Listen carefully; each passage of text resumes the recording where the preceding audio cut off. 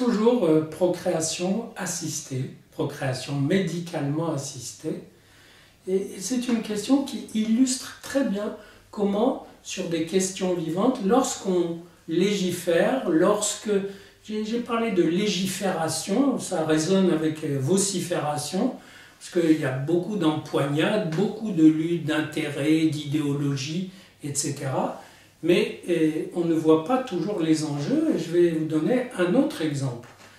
Il s'agit d'un problème apparemment très technique qui s'appelle la congélation des ovocytes.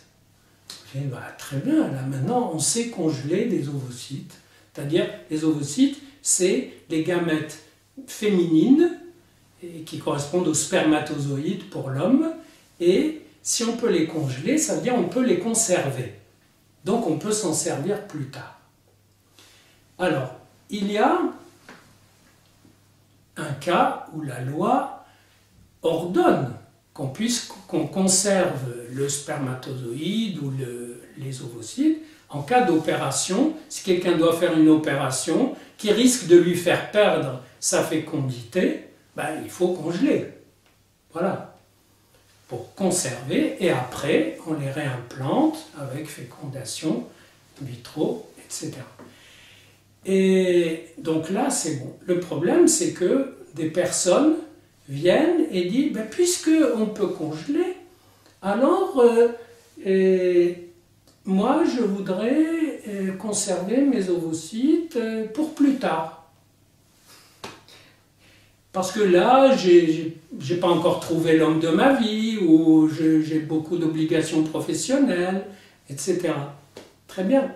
Alors, mais là, ce n'est pas une exigence médicale. Donc on glisse d'une exigence médicale à une exigence plus que de convenance, de confort, parfois même de complaisance. Le problème ne s'arrête pas là, parce que certaines congèlent ou envisagent de congeler les ovocytes pour vraiment le dernier moment. C'est-à-dire, ça donne ce qu'on appelle des grossesses tardives.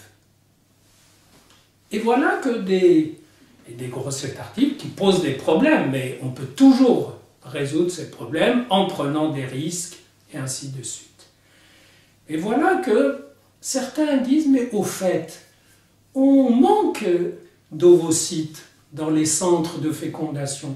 On a un peu de spermatozoïdes, parce que c'est plus facile à donner, mais on en manque.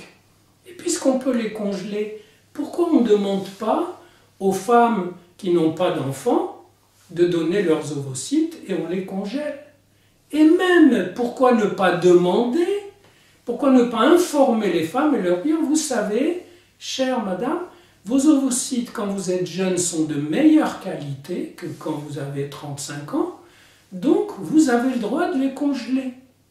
Ça veut dire quoi? Ça veut dire qu'avec une simple possibilité technique, voilà, on peut congeler des ovocytes, c'est pratique, ça peut rendre des services.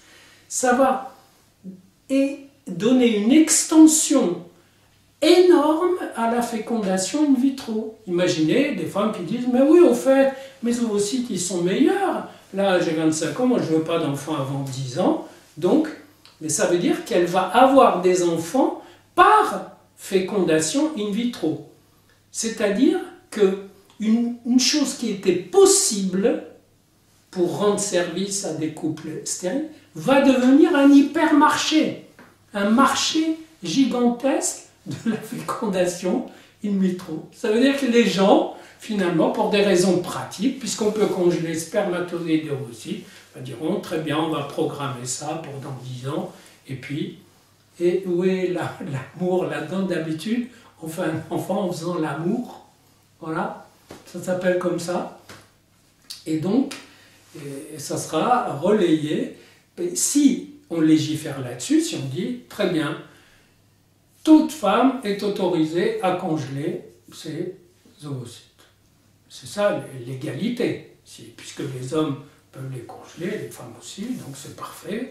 Et voilà. Et en décidant une chose aussi simple, on rend la fécondation in vitro pratiquement nécessaire pour un nombre important. Ça veut dire que, à la limite, la motivation d'une mesure comme celle-là, ça ne peut être que le fric que peuvent se faire les labos, les médecins, les spécialistes, etc.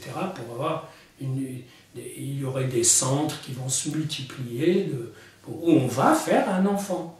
Ce qui est quand même... Alors, comme en plus on parle de gestation pour autrui, et qu'en plus on parle de dons de sperme pour les couples homosexuels, vous voyez le chaos que ça va engendrer sous prétexte de prendre des mesures légales pratiques.